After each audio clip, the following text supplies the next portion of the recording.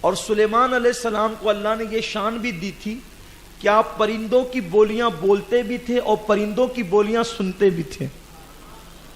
اب آپ بتائیں کہ جب سلیمان علیہ السلام پرندوں کی بولیاں بولتے ہیں اور سنتے ہیں تو جانے سلیمان ہمارے حضور کی شان کا عالم کیا ہو. حضور بھی سب کی بولیاں سنتے ہیں، سمجھتے ہیں. ایک مرتبہ حضرت سلیمان علیہ السلام نے بتایا کہ مرغی جو بولتی ہے نا وہ سبحان ربی الاعلیٰ بولتی ہے، مینڈک جو بولتا ہے وہ سبحان اللہ و بحمدہ بولتا ہے.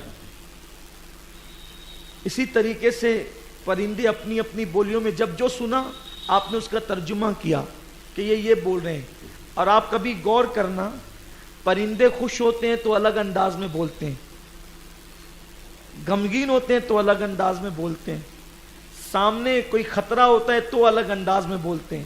یعنی ان کے ایک مرغوں کو ہی لے لیجئے، کبھی غور کیجئے گا مرغے کو یا مرغی کو، جب وہ اپنے بچوں کے درمیان آواز نکالے گی تو انداز الگ ہوتا ہے، جب بلی اور چیل کو دیکھ کر کے آواز نکالے گی تو آواز کا انداز الگ ہوتا ہے، اور عام حالات میں وہ بولے گی تو انداز الگ ہوتا ہے. تو یہ جو انداز الگ الگ ہو رہے ہیں تو کیا یہ باتیں نہیں ہیں کہ وہ صرف شور و گل تھوڑی ہے، بلکہ وہ کچھ بول رہے ہیں، وہ کچھ بول رہے ہیں. اور یوں بھی ایک حدیث سنا دوں آپ کو کہ جب مرغ بانگ دے تو میرے آقا صلی اللہ علیہ وسلم فرماتے ہیں مرغ کی بانگ سن کر کے جو دعا کی جائے اللہ اس دعا کو قبول فرماتا. اس کی وجہ کیا ہے؟ اس کی وجہ یہ ہے کہ عرش کے نیچے ایک فرشتہ ہے اور اس فرشتے کی شکل مرغے جیسی، وہ مرغا نہیں ہے لیکن اس کی شکل، وہ فرشتہ اس کی شکل مرغے جیسی ہے. اور جب نماز کا وقت آتا ہے تو وہ فرشتہ کہتا ہے قوموا للہ قانتین، وہ کہتا ہے قوموا للہ قانتین، قوموا للہ قانتین.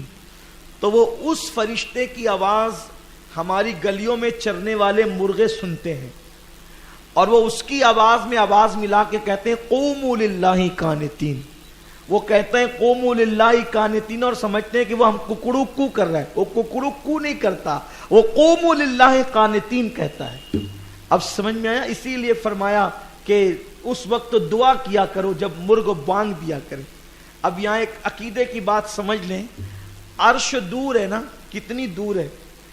خلا، آسمان، دوسرا، تیسرا، چوتھا، پانچواں، چھٹا، ساتواں، اس کے بعد عرش ہے. کتنی دور ہے اندازہ ہی نہیں، سارے ناپ تول پھیل ہیں. لیکن وہ فرشتہ وہاں سے بولتا ہے، یہ مرغا یہاں سے سنتا ہے. اب آپ بتائیے جب عرش کے نیچے والے فرشتے کی آواز گلی میں چرنے والا مرغا سن لیتا ہے تو ہمارے درود و سلام کی آواز مدینے والے مصطفیٰ نہیں سن سکتے؟ ارے عرش زیادہ دور ہے یا مدینہ منورہ زیادہ دور ہے؟ بہرحال مدینہ منورہ زمین پر ہے، کتنا ہے، انسان 4-5 گھنٹے میں اڑ کے پہنچ جاتا ہے، لیکن انسان ساری زندگی اڑتا رہے عرش پہ نہیں پہنچ سکتا. اور پھر کون سن رہے ہیں؟ مرغا. لوگ لڑتے ہیں حضور کیسے سنتے ہیں، حضور کیسے سنتے ہیں، غوث پاک کیسے سنتے ہیں. ارے مرغا سنتا ہے. اگر اللہ مرغے کو سنا دے تو مرغا سنتا ہے. بات مرغے کی کان کی نہیں ہے، بات اللہ کے سنانے کی ہے. اگر اللہ مرغے کو سنا دے تو وہ سن لے عرش کے نیچے کی آواز. اگر اللہ بغداد والے غوث کو سنا دے تو وہ نہیں سن سکتے. بات تو اللہ کے سنانے کی ہے. یہ حدیث پاک ہے میں نے جو آپ کے سامنے کوٹ کی ہے.